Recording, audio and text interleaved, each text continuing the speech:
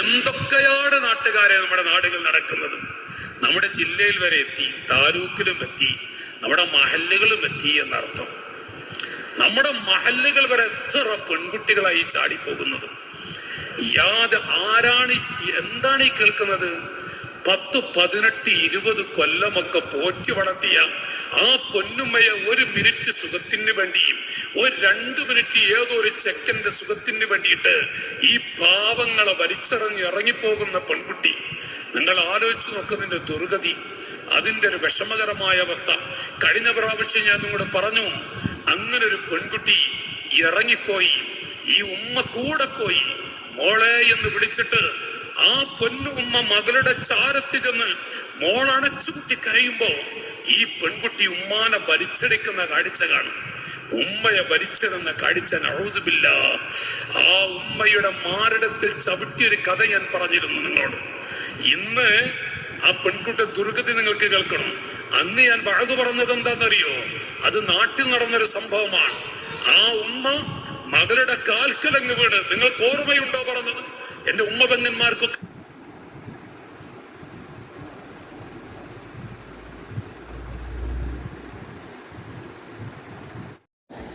അസ്സലാമു അലൈക്കും വറഹ്മത്തുള്ളാഹി വബറകാതുഹു. ഞാൻ ഷഹലജ എന്ന് പറഞ്ഞു കഴിഞ്ഞാൽ അതാണ് പിന്നെ എൻ്റെ വ്ളോഗിന് പറ്റിയിട്ടുള്ള ഫാൾട്ട് എന്ന് ആ ഫാൾട്ട് കണ്ടെത്തിക്കൊണ്ട് കമൻ്റ് ഇടുന്ന ആളുകളെയാണ് ഞാൻ കാണാൻ കഴിഞ്ഞത്. ഞാനിത് ഏതോ ഒരു ഹിന്ദു സുഹൃത്തുമായിട്ടാണ് ഇവൾക്ക് ബന്ധമുണ്ടായിരുന്നത് എന്ന് ഞാൻ ആദ്യത്തെ വീഡിയോയിൽ പറഞ്ഞിരുന്നു. അത് ഞാൻ മനഃപൂർവ്വം പറഞ്ഞതല്ല.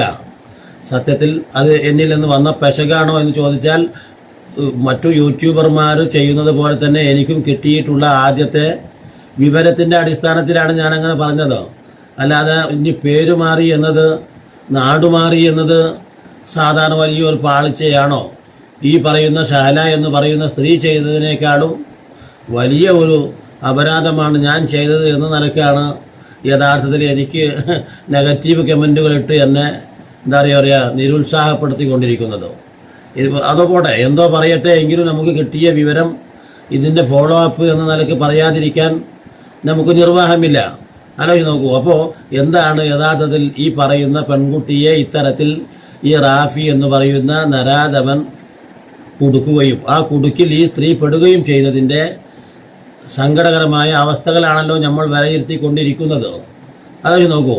അപ്പോൾ തീർച്ചയായിട്ടും ഈ ഒരു അവസ്ഥ എങ്ങനെയാണ് സംജാതമായി, ഈ സംജാതമായാൽ എന്താണ് സംഭവിക്കുക, ഇനി എന്തു സംഭവിക്കുമെന്നൊക്കെ വ്യക്തമായ രീതിയിൽ നമുക്ക് വ്യക്തമായ ഒരു വിവരം നമ്മുടെ അടുക്കൽ കിട്ടിയിട്ടുണ്ട്. എങ്ങനെയാണത് കിട്ടിയിട്ടുള്ളത്? അത് പറയുന്നതിന് മുമ്പ് ഞാൻ ഒരു കാര്യം കൂടെ നിങ്ങളെ ഓർമ്മപ്പെടുത്തുകയാണ്.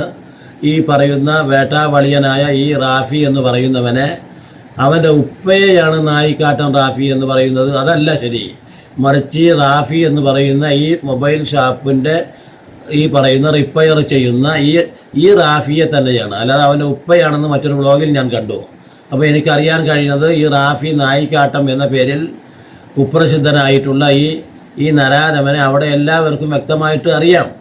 അവൻ്റെ മുൻകാല ചെയ്തികൾ അറിയാം, അവൻ്റെ മറ്റു അനുഭവങ്ങൾ അറിയാം, അവൻ്റെ വീട്ടുകാരുടെ സ്വഭാവം അറിയാം.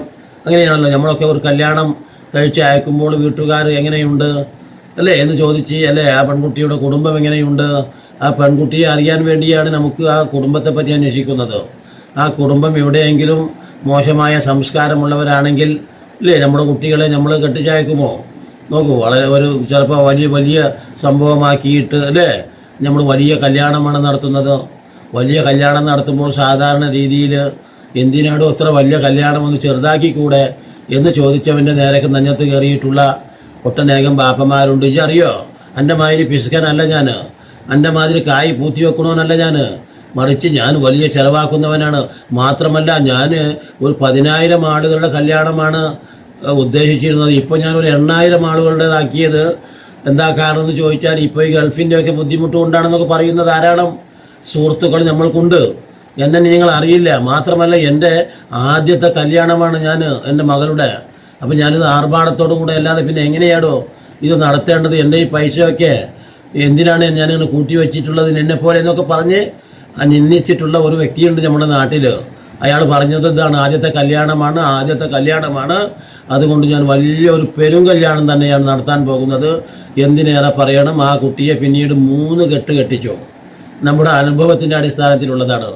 എന്നിട്ട് ഇപ്പോൾ എന്താ സംഭവിച്ചിരിക്കുന്നു ചോദിച്ചാൽ, വളരെ ദാരിദ്ര്യം പിടിച്ച 3ാമത്തെ കെട്ട് ആ ഒരു മദ്യപാനിയായ ഏതോ ഒരുത്തരാണ് കെട്ടിയിട്ടുള്ളത് എന്നാണ് അറിയുന്നത്.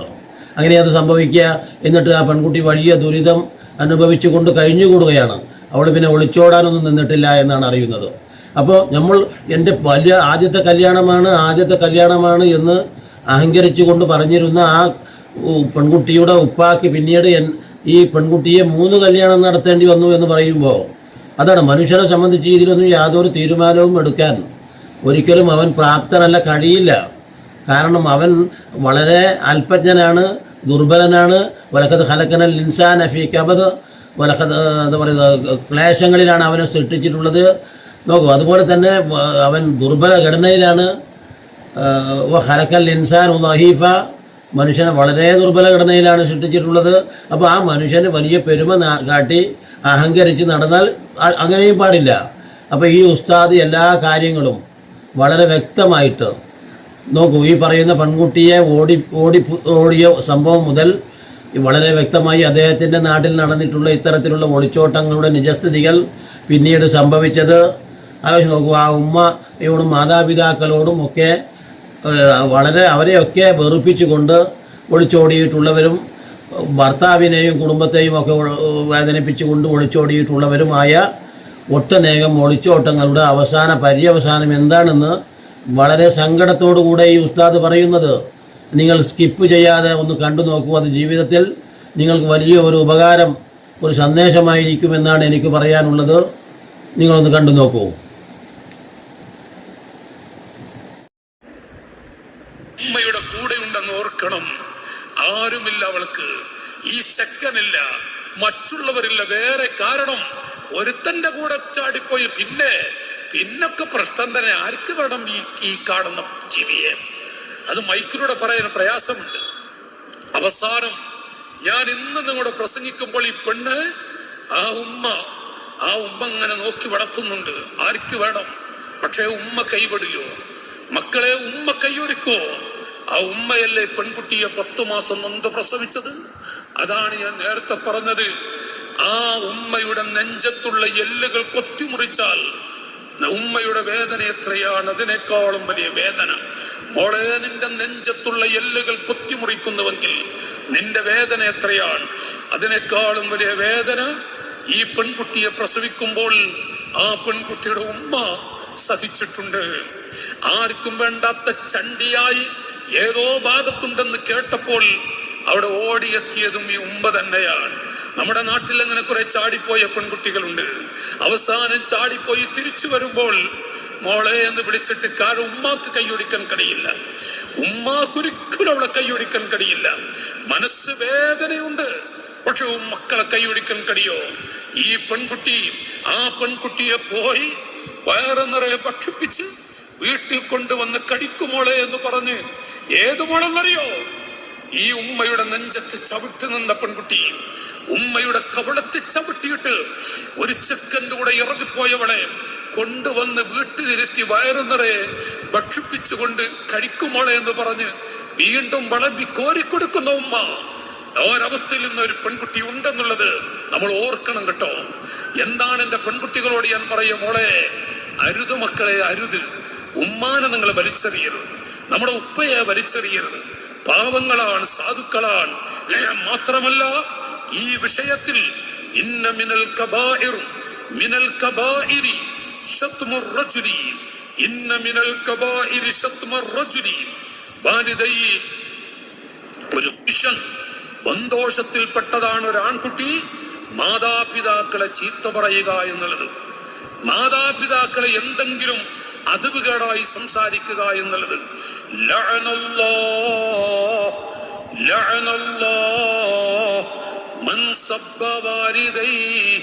മാതാപിതാക്കളെ ചീത്ത പറയുന്ന മക്കളെ അല്ലാഹു ലഅനത്ത് ചെയ്തിരിക്കുന്നു. മാതാപിതാക്കളെ വേദനിപ്പിക്കുന്ന മക്കളെ, തെറി വിളിക്കുന്ന മക്കളെ, മാതാപിതാക്കളെ അകറ്റി നിർത്തുന്ന മക്കളെ, മൽഊനൽ മൽഊൻ മൻ ലഅന അബാ, ഉപ്പാനെ തെറി വിളിക്കുന്ന മക്കൾ, ഫഅലൈഹി ലഅനത്തുല്ലാഹ്, ഉപ്പയെ മോശമാക്കുന്ന മക്കൾ, ഉപ്പയെ തെറി വിളിക്കുന്ന മക്കൾ, പേരെടുത്ത് പറയുന്ന ഉപ്പ എന്ന്, മൽഊനൻ മൻ ലഅന അബാ, മൽഊൻ മൻ ലഅന ഉമ്മഹു. റസൂലുള്ളാഹിയാണ് പഠിപ്പിക്കുന്നത്, മഹാന്മാരാണ് വിവരിക്കുന്നത്, പണ്ഡിത ലോകമാണ് എഴുതി വെക്കുന്നത്. ഉപ്പയെ ചീത്ത പറയുന്ന മക്കൾ, ഉമ്മയെ തെറി വിളിക്കുന്ന മക്കൾ, ഉമ്മയെ കരയിപ്പിക്കുന്ന മക്കൾ, അവർ ശാപത്തിന്റെ ഉടമയാണ്. ഫഅലൈഹി ലഅനത്തുല്ലാഹ്, ഫഅലൈഹി ലഅനത്തുല്ലാഹ്, അവർക്ക് അല്ലാഹുവിന്റെ ശാപമുണ്ട്, അവർക്ക് അല്ലാഹുവിന്റെ ലഅനത്തുണ്ട്. ഇത് മഹാന്മാർ എഴുതി വെക്കുന്നുവെങ്കിൽ നഊദു ബില്ലാഹ്, ഞാൻ എന്റെ കുട്ടികളോട് ഓർമ്മപ്പെടുത്തുന്നു, പ്രണയ കല്യാണത്തിന്റെ അന്ത്യമെന്തെന്ന് ചോദിച്ചാൽ, പ്രണയ വിവാഹം പ്രേമിച്ച് കല്യാണം നടത്തുന്നത് കൊണ്ട്, പ്രേമവിവാഹം, പ്രണയവിവാഹം, അതുകൊണ്ട് ലഭിക്കുന്ന ഭവിഷ്യത്ത് മാതാപിതാക്കളുടെ കൽബ് പൊട്ടിക്കൽ തന്നെയാണ്. നിങ്ങൾ പറയും, ഏത് പെൺകുട്ടിയാണ് ഒരു ചെക്കനെ ഇഷ്ടപ്പെട്ട് സ്വയം കല്യാണം കഴിക്കാൻ തീരുമാനിച്ച ഏത് ഉമ്മയുടെ വാപ്പയുടെ അകത്തടത്തിലാണ് സന്തോഷമുള്ളത്? പുറത്ത് കുടുങ്ങി വഴിയൊന്നുമില്ല. ഇപ്പൊ നമ്മുടെ ഈ എടക്കര ഭാഗത്തല്ലേ, കഴിഞ്ഞ പ്രായം നിങ്ങൾക്ക് ഓർമ്മ ഉണ്ടാവും, നമ്മൾ തൊട്ടടുത്ത് പള്ളിയുന്ന ഭാഗത്ത് എനിക്ക് ഓർമ്മല്ല, നമ്മുടെ എടക്കര ഭാഗത്ത് പെണ്ണ്, എനിക്ക് ഇന്ന ചെക്കൻ എന്നെ കല്യാണം കഴിച്ചു, പേരെടുത്ത് പറഞ്ഞത്രേ, പേരെടുത്ത് പറയാ, ഇന്ന ആൾക്ക് എന്നെ കല്യാണം കഴിച്ചു കൊടുക്കണം. മോളെ 18 തികഞ്ഞ് 2 ആഴ്ചയല്ലേ ഉള്ളൂ, അപ്പൊ ഈ പെൺകുട്ടി വരെ ചാടിപ്പോകുന്നു, ഉമ്മാന്റെ മുഖത്തൊക്കെ ഞാൻ ചാടിപ്പോകുന്ന. അത് ഉമ്മ ബാപ്പാനോട് പറഞ്ഞു. അപ്പൊ ഉപ്പ നാട്ടിലൊരു നല്ല മനുഷ്യനാണ്, 5 വക്തിനും പള്ളി ഒരു സാധു. ആ ഉപ്പ പറഞ്ഞു ഭാര്യയോട്, ഈ ഉമ്മയോട്, ചാടിപ്പോയ നമ്മുടെ ജീവിതമൊക്കെ പോയില്ലേ, ഈ നാട്ടിൽ പിന്നെ തലപൊക്കി നടക്കണം, അപ്പൊ നമുക്ക് കല്യാണം കഴിച്ചു കൊടുക്കാറ്. കല്യാണം കഴിച്ചു കൊടുത്തു, എത്ര ലക്ഷങ്ങൾ മുടക്കിയിട്ടറിയാം. കല്യാണം കഴിച്ചു, 2-3 ദിവസം കഴിഞ്ഞപ്പോ ഈ പെണ്ണ് പറയുകയാണെന്ന്, എനിക്ക് അവനെ വേണ്ട. ഇത്ര എളുപ്പമുണ്ടറിയാം, ലക്ഷങ്ങൾ മുടക്കി കല്യാണം നടത്തിയിട്ട് പെട്ടെന്ന്, നമ്മുടെ നാട്ടിലൊക്കെ നടന്നുകൊണ്ടിരിക്കുന്നുണ്ട്, എത്ര പെട്ടെന്നാ എനിക്ക് അവരെ വേണ്ട.